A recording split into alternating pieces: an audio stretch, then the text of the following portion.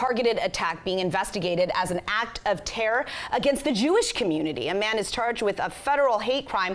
Mohammed Salomon is accused of using a flamethrower and homemade explosives, hurting a dozen people. New court documents from Boulder, Colorado, saying that he yelled "Free Palestine," and police believe he acted alone. Yeah, that accused attacker targeting a group known as Run for Our Lives. They've been advocating for the release of hostages in Gaza. In fact, they have a local chapter in Northern Virginia who now are really growing concerned for their own safety. DC News Now's Max Marcilla joining us live in the studio. And Max, I know tonight you spoke with the lead organizer of the group. Clearly, it's been an emotional 24 hours for them, and they're now on really a heightened alert. Right, it's been an emotional time, but also a time for them to think about their own safety, because this group has similar walks, and the leader of the group we spoke with says she loves walking weekly in the DC area, raising awareness of the remaining hostages in Gaza. But after seeing what happened to fellow members of her organization in Colorado, she has concerns about their safety.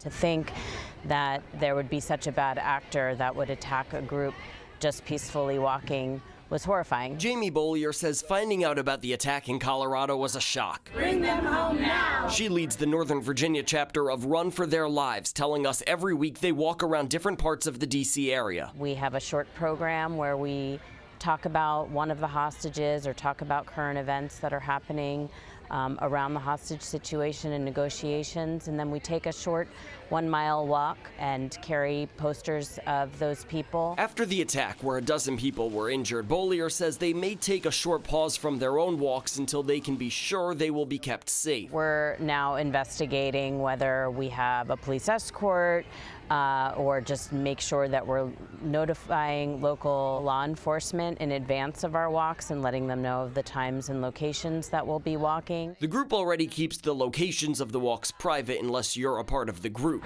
This comes weeks after 2 Israeli embassy staff members were shot and killed outside the Capitol Jewish Museum in Northwest Washington. Bollier says what happened to her fellow advocates will not deter the group's only mission of bringing the remaining hostages home. We just want them to come home after 605 days. And now tonight we're hearing from a couple police departments, including Fairfax and Montgomery counties. They say they have increased their police presence around Jewish buildings in their communities to reduce anti-Semitic incidents. Reporting live in the studio, Max Marcilla, DC News Now.